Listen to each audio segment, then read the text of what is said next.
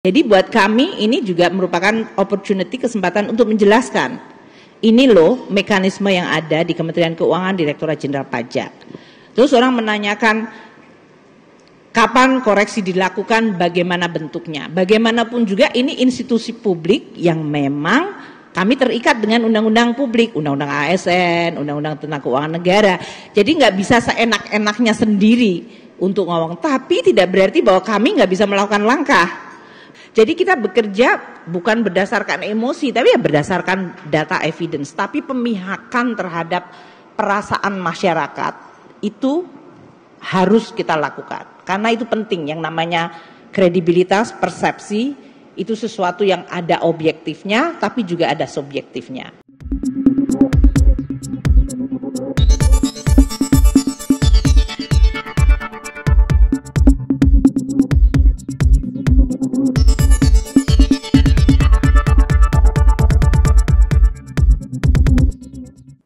Siapa sih yang nggak kesel?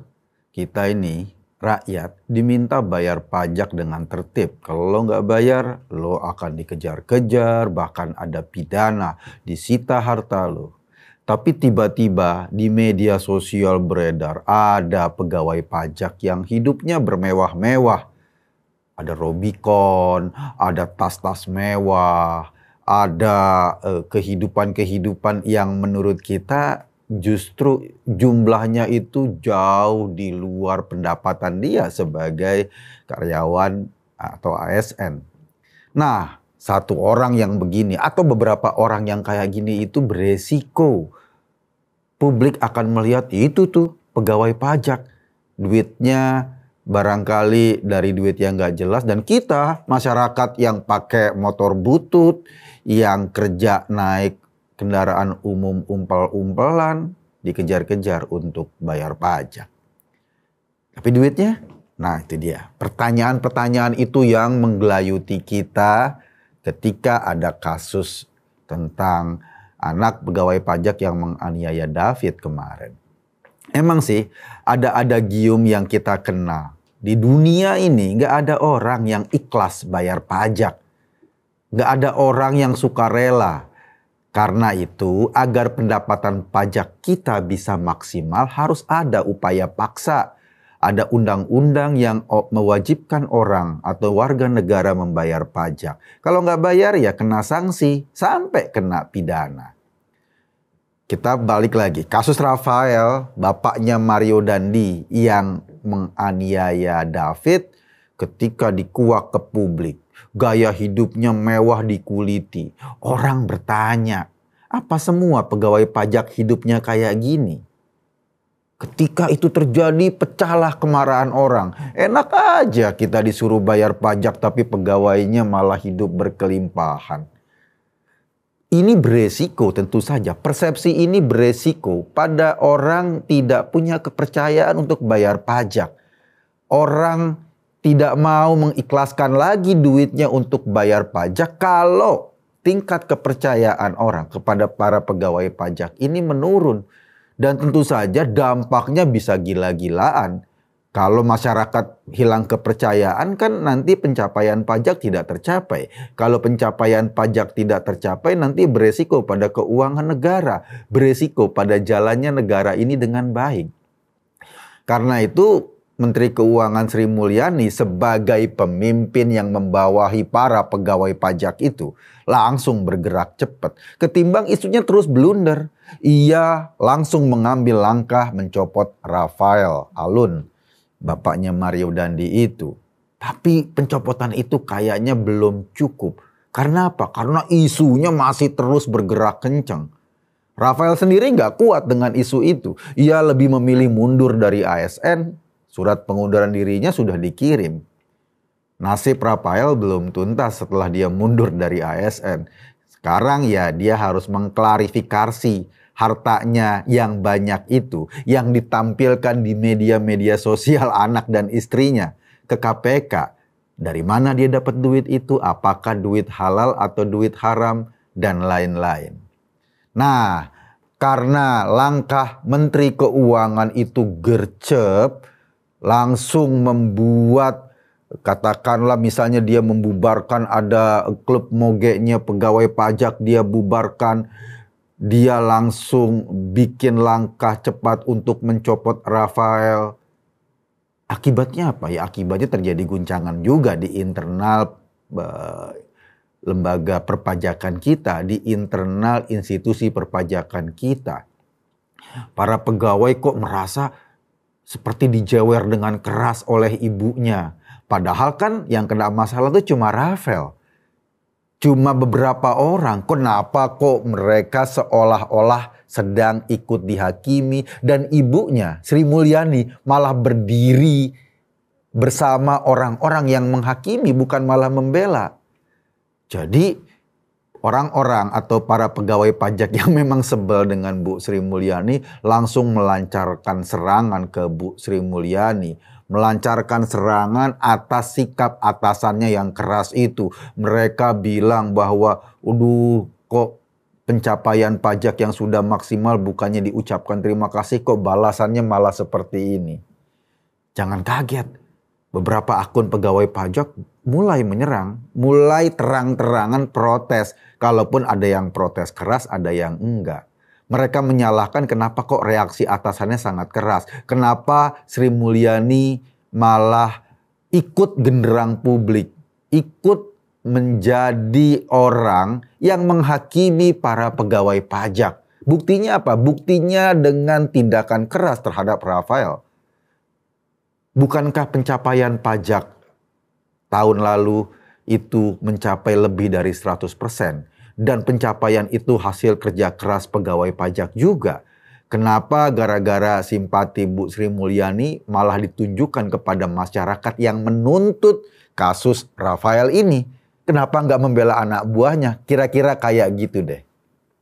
Sebetulnya sih ya, yang nggak disadari oleh pegawai pajak yang protes itu, bahwa pencapaian target pajak yang memang maksimal kemarin itu sebetulnya intinya bukan cuma prestasi pegawai pajak. Yang nggak disadari oleh pegawai pajak yang protes pada atasannya itu adalah bahwa pencapaian target pajak itu sebetulnya bukan cuma prestasi pegawai pajak. Yang jauh lebih dasar dari itu, yang jauh lebih penting dari itu adalah adanya peningkatan kepercayaan publik, kepercayaan masyarakat, agar mereka mengikhlaskan ngeluarin duit buat bayar pajak. Jadi intinya bukan cuma petugasnya saja yang bergerak untuk collecting, tetapi juga ada kesadaran masyarakat, ada kepercayaan masyarakat yang akhirnya mereka mau membayar pajak. Kenapa kayak gitu? Kita mau bayar pajak karena kita percaya duit pajak kita nggak diselewengin. Nggak dipakai buat foya-foya para ASN yang bertugas di instansi itu. Kita percaya duit kita digunakan pemerintah untuk pada akhirnya dipakai buat kesejahteraan kita juga. Misalnya ngebangun jalan, bangun infrastruktur, memberi subsidi kepada orang miskin. Kita percaya pajak kita digunakan untuk pemerataan sosial. Nah, kepercayaan itulah yang dilihat oleh Bu Sri Mulyani sebagai hal yang jauh lebih penting ketimbang sekedar kerja keras para pegawai pajak. Kepercayaan rakyat itulah yang ingin dipertahankan oleh Bu Sri Mulyani. Karena itu ketika publik goyah kepercayaannya disebabkan kasus Rafael Alun itu, Sri Mulyani bertindak sangat cepat, bertindak sangat keras. Bukan untuk menyalahkan anak buahnya, tetapi justru untuk memberikan atau meningkatkan kembali kepercayaan publik pada institusi perpajakan kita. Itulah modal penting. Kepercayaan publik itulah modal penting agar target pajak kita bisa tercapai. Pegawai pajak boleh kerja keras, sangat keras, gila-gilaan. Kalau orang nggak percaya, orang nggak mau bayar.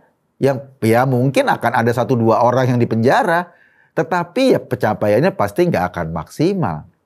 Makanya Sri Mulyani dalam kesempatan ini bukan cuma mencopot Rafael loh. Ada juga sih kepala Bea Cukai Yogyakarta yang suka pamer-pamer kekayaan, bahkan sampai pamer mobilnya, pamer pesawat pribadinya, kita nggak tahu. dia juga ikutan langsung dicopot.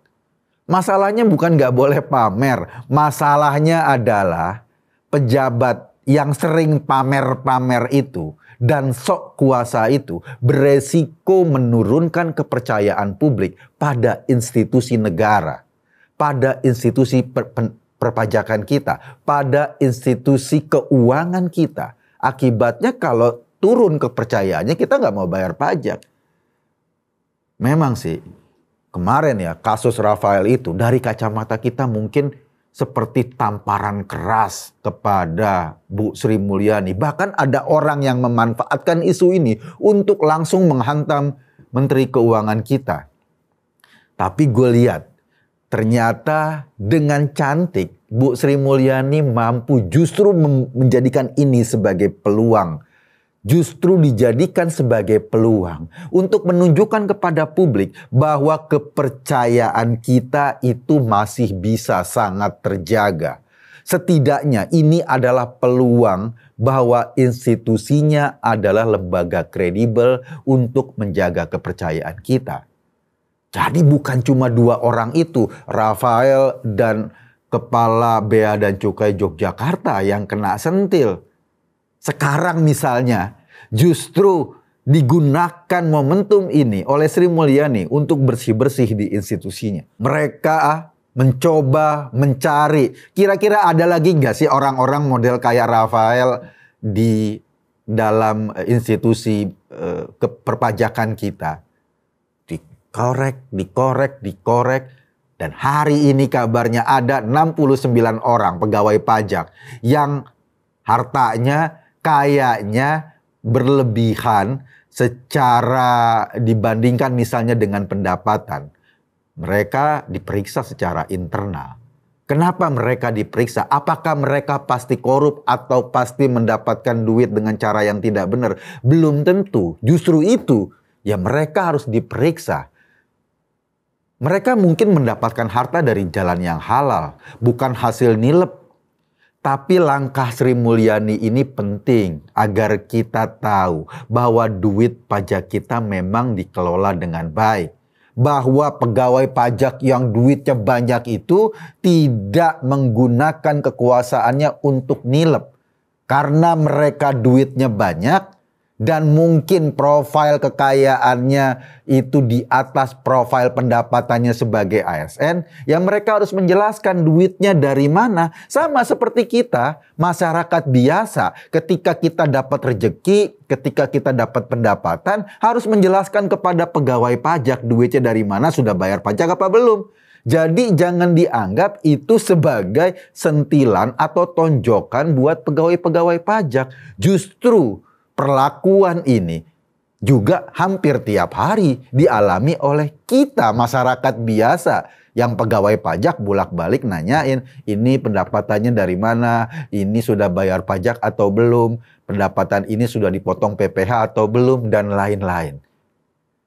Langkah Bu Sri Mulyani menurut gua dengan memeriksa 69 pegawai pajak yang dicurigai duitnya melebihi profil pendapatannya, justru ingin membersihkan nama baik ASN. Tentu saja ASN-ASN yang bekerja dengan baik, yang bekerja maksimal, yang sudah menunjukkan prestasi hingga pencapaian dan penerimaan pajak kita pada tahun lalu bisa lebih dari 100%. Bagi orang-orang cerdas, sebuah kemelut, sebuah masalah yang barangkali orang menganggapnya ini adalah tsunami yang besar, ini adalah gencatan yang besar yang membuat mereka terpojok, itu bisa diubah justru jadi peluang. Bagi Sri Mulyani ini peluang bagaimana menunjukkan kepada publik institusinya bergerak cepat ketika kepercayaan orang menurun.